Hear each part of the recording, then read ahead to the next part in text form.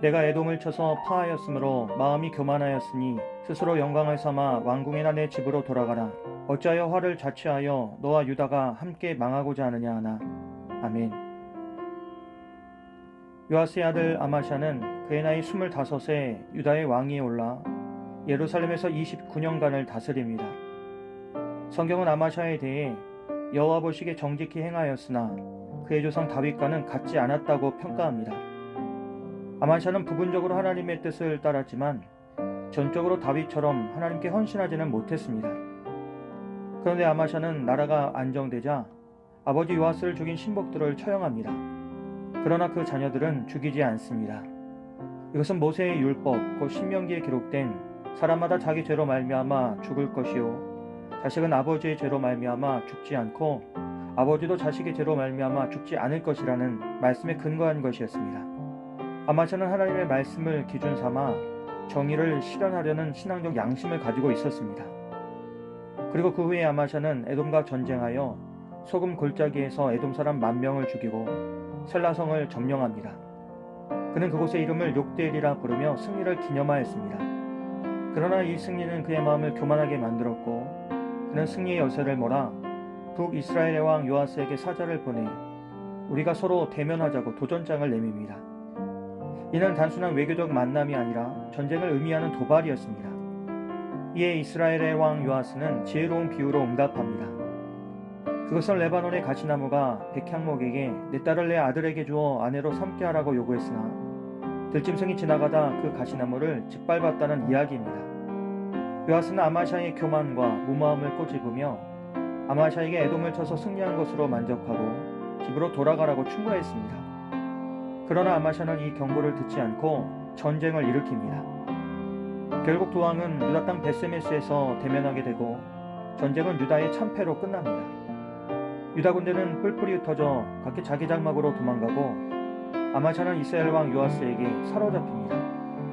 그리고 요아스는 예루살렘에 가서 예루살렘 성벽의 일부를 헐어버립니다.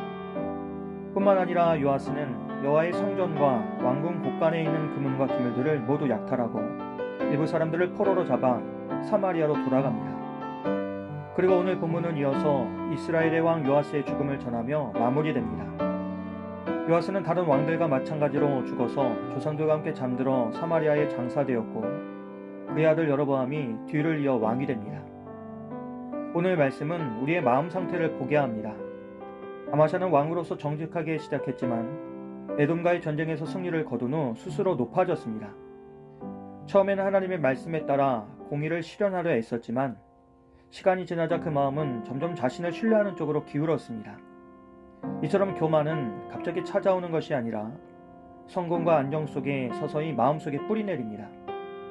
하나님의 도우심으로 얻은 승리를 자신의 능력으로 오해하고 결국은 더 큰 실수와 실패로 나아가는 것이 교만의 무서움입니다. 우리도 어떤 일을 잘 해냈을 때, 사람들에게 인정받고 존중받을 때에 내가 잘해서 그런 것이라는 생각이 들기 쉽습니다. 그 순간 하나님 앞에 엎드리던 무릎은 펴지고 기도하던 입은 닫히며 하나님의 뜻을 묻던 마음은 점점 자기 생각과 계획을 더 의지하게 됩니다. 겉으로는 신앙인의 모습처럼 보일지 몰라도 실제 마음은 하나님이 아닌 자기 자신을 중심에 두고 살아가게 됩니다. 그러나 하나님은 겸손한 자를 기뻐하시고 교만한 자를 대적하신다고 말씀하셨습니다. 겸손은 단지 낮추는 자세나 조심스러운 말투를 뜻하는 것이 아닙니다. 진짜 겸손은 내 힘과 지혜를 의지하지 않고 모든 것을 하나님께 맡기며 그분의 뜻을 따르는 태도입니다. 아마샤는 교만한 마음으로 북이스라엘과 전쟁을 벌였고 결국 나라가 무너지고 성전이 약탈당하는 결과를 낳았습니다. 한 사람의 교만이 공동체 전체에 상처를 준 것입니다. 이것은 오늘 우리의 삶에서도 여전히 적용되는 진리입니다. 가정과 교회 그리고 직장이나 공동체 속에서도 교만은 언제나 분열과 파괴를 불러옵니다. 반면 겸손은 관계를 세우고 공동체를 살립니다.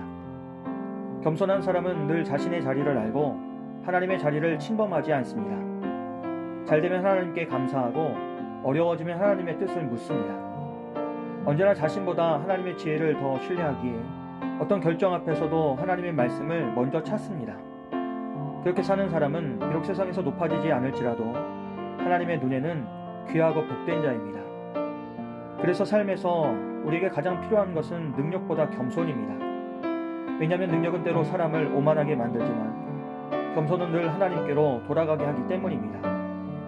우리는 우리가 서 있는 자리, 우리가 가진 능력, 그리고 우리가 누리는 인정과 성공이 모두 하나님의 은혜임을 기억해야 합니다. 겸손히 주님의 뜻을 구하며 살아가는 것, 그것이 무너지지 않는 인생을 세우는 길임을 기억하며 오늘도 주님 앞으로 겸손히 나아가는 우리 모두가 되시길 주님의 이름으로 간절히 기도합니다. 사랑의 하나님, 우리 안에 교만한 마음을 꺾어 주시옵소서.